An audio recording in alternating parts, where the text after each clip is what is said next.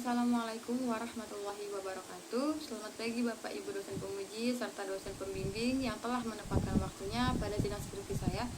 Perkenalkan, nama saya Siti Ratnasari.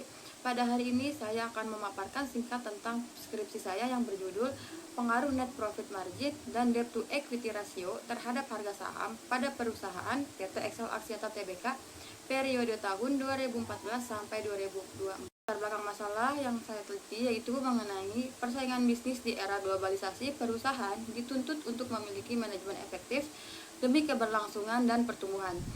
Laporan keuangan menjadi alat penting untuk mengevaluasi kinerja, terutama melalui indikator net profit margin dan debt to equity ratio. NPM atau net profit margin mengukur kemampuan perusahaan menghasilkan laba bersih. Sedangkan debt to equity ratio atau DER menunjukkan ketergantungan pada utang. Jadi keduanya ini tuh mempengaruhi harga saham. Selanjutnya ada rumusan masalah. Yang pertama itu, apakah terdapat pengaruh secara parsial net profit margin terhadap harga saham PT Excel Aksiata Tbk periode tahun 2014 sampai 2024. Dan yang kedua itu, apakah terdapat pengaruh secara parsial debt to equity ratio terhadap harga saham pada PT Excel Aksiata Tbk periode tahun 2014 sampai 2024.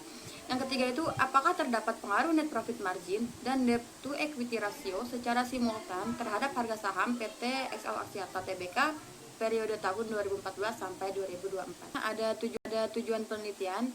Yang pertama itu untuk mengetahui pengaruh net profit margin terhadap harga saham PT Excel Aksiata Tbk periode tahun 2014 sampai 2024. Yang kedua, untuk mengetahui pengaruh debt to equity ratio terhadap harga saham PT Excel Aksiata Tbk periode tahun 2014 sampai 2024. Yang ketiga, untuk mengetahui pengaruh net profit margin dan debt to equity ratio secara simultan terhadap harga saham pada PT Excel Aksiata Tbk periode tahun 2014 sampai 2024.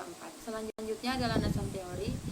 Yang pertama, menurut Suteja 2018, pengertian laporan keuangan adalah dokumen yang diberikan kepada pihak-pihak yang berkepentingan sebagai alat komunikasi untuk menjelaskan kondisi keuangan dari hasil proses akuntansi selama periode waktu tertentu.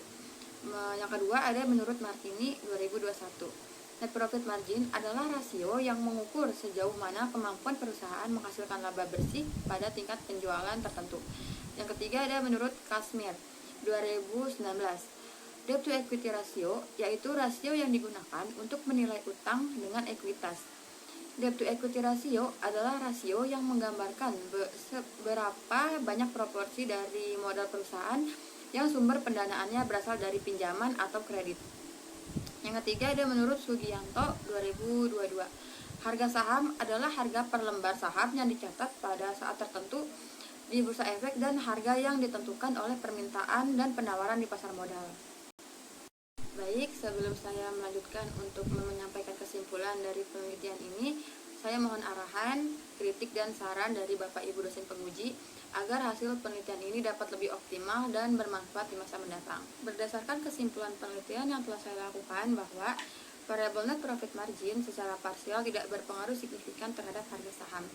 Hal ini dibuktikan dengan nilai T hitung sebesar min 1,255.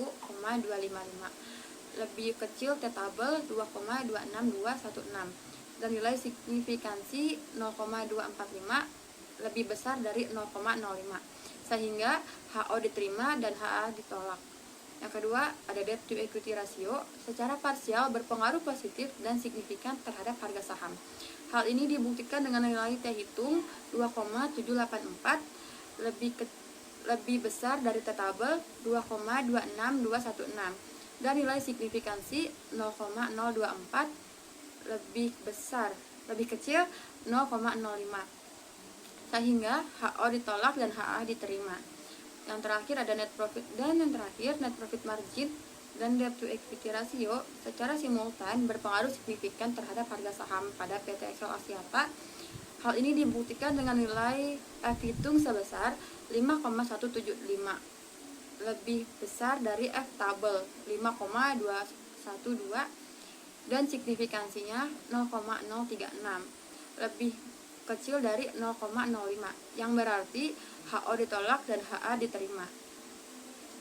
Besarnya koefisien determinasi menunjukkan bahwa variabel NPM dan DER mampu menjelaskan pengaruh terhadap harga saham sebesar 56,4%, sedangkan sisanya 43,6% dipengaruhi oleh faktor lain di luar variabel penelitian ini.